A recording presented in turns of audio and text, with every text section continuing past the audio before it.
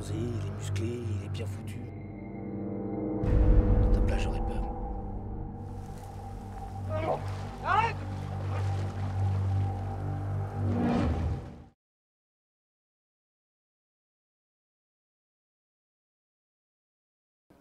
Alors en fait, je pense que j'ai un peu commencé à écrire par défaut. C'est-à-dire, je voulais déjà faire du cinéma, j'avais envie de raconter des histoires, mais comme j'avais pas les moyens de faire du cinéma, que ça me paraissait quelque chose de très compliqué, je me suis mis à écrire des romans. Et alors, comment je suis passé au cinéma? C'est en fait, mes romans étaient très mauvais, quoi, les romans que j'écrivais quand j'avais 20 ans. Et un jour, j'ai décidé d'écrire quelque chose, sans me mettre la pression, sans me dire que ça serait un roman, que ça serait long. J'ai écrit quelque chose entre une nouvelle, une pièce de théâtre, un scénario, je ne savais pas trop ce que c'était. Et je l'ai laissé dans un tiroir, puis je l'ai ressorti, j'ai trouvé ça très bien, et j'ai décidé d'en faire un film. Parce que je pense que fondamentalement, c'était un scénario de film. Mais c'est vrai que je continue à faire des scénarios, à faire des films.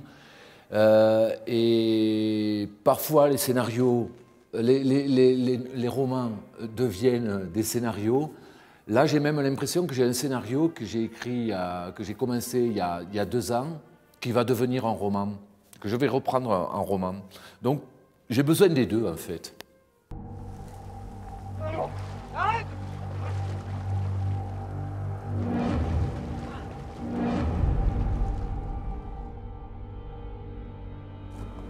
Ils ont pêché à noyer ce matin. C'est ça?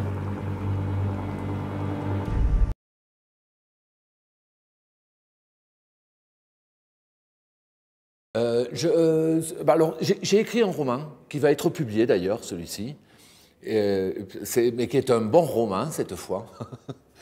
Et j'ai pris un tout petit passage du roman, et c'est une petite séquence du roman, une petite péripétie du roman qui a donné naissance au film. Et cette séquence, qui est petite peut-être par la taille, mais pas par l'amplitude, c'est la séquence de la noyade, quand Michel noie son amant précédent.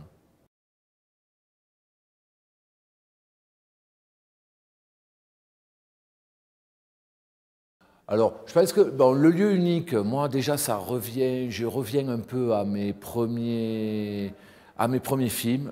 Mes premiers films étaient comme ça, sur un lieu unique, à l'extérieur, jamais chez quelqu'un, dans l'espace public, on va dire. Voilà, c'est le public, ouais. C'était là que se déroulaient mes premiers films. Alors ça a à voir avec le travail du hors-champ, quoi, avec cette idée qu'on évoque un autre monde qui est ailleurs et qu'on ne voit jamais. Et ça a à voir tout bêtement, je pense encore plus dans l'Inconnu du lac, avec la tragédie grecque. Ensuite, alors plutôt que de parler du mal, effectivement, je parlerai plutôt de la tension, quoi, de ces éléments de tension. Je pense qu'effectivement, je pense que le fait qu'on revienne tous les jours au même parking, que ça, c'est déjà un élément de tension. Je pense qu'effectivement, le vent, mais aussi les avions, les bruits des avions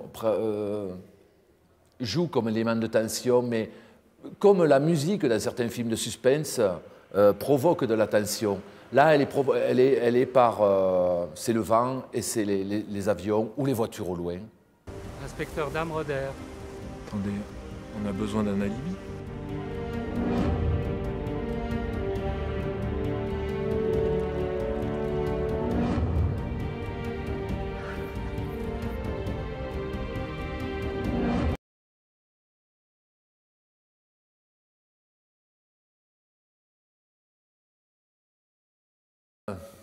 En fait, non, surtout pour moi, l'homosexualité n'est pas un thème de film, ça n'est pas un sujet de film.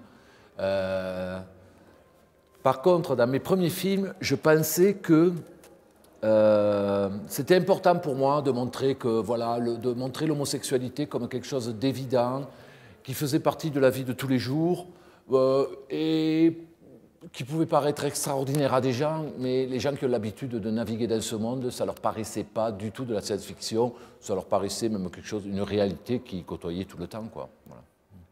Je pense qu'en plus, moi, je fais partie d'une génération qui a un peu grandi avec la représentation de l'homosexuel comme quelqu'un de très efféminé, comme les drag queens.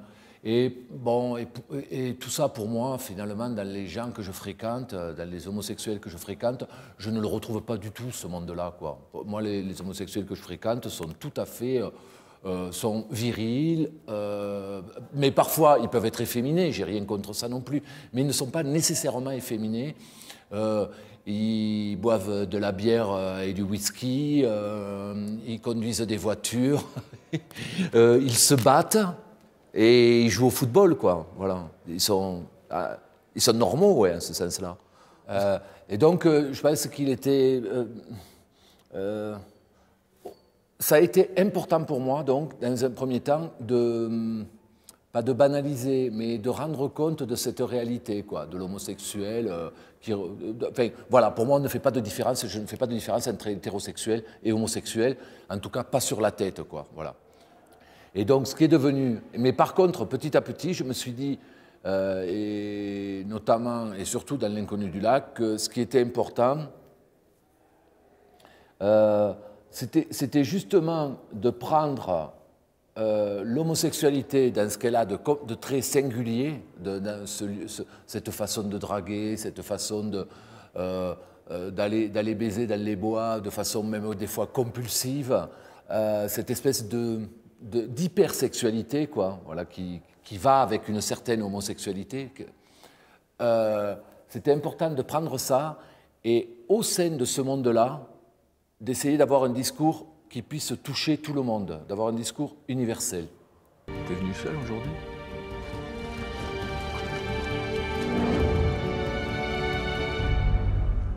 Fais gaffe, il n'y a pas que le cul dans la vie. C'est pas que le cul avec lui.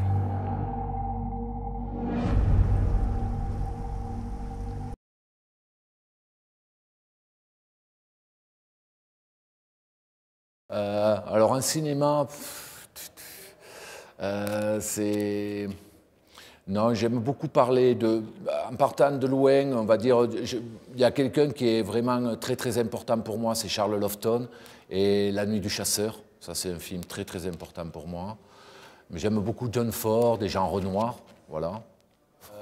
Après, j'aime aussi citer beaucoup comme Pedro Almodóvar, même si je suis pas vraiment, s'il y a des choses qui me déplaisent chez lui, mais Pedro Almodóvar a été très important pour moi, et Nanni Moretti. Et puis, il y a une influence aussi qui est très importante, mais qui vient de très loin, c'est Tintin, Hergé. Et puis, alors, il y a Sophocle, Euripide, Céline, Dostoïevski, Bertolt Brecht et Tchekhov. Tchekhov aussi, très important. Voilà. J'ai dit Marcel Proust. Dis Marcel Proust.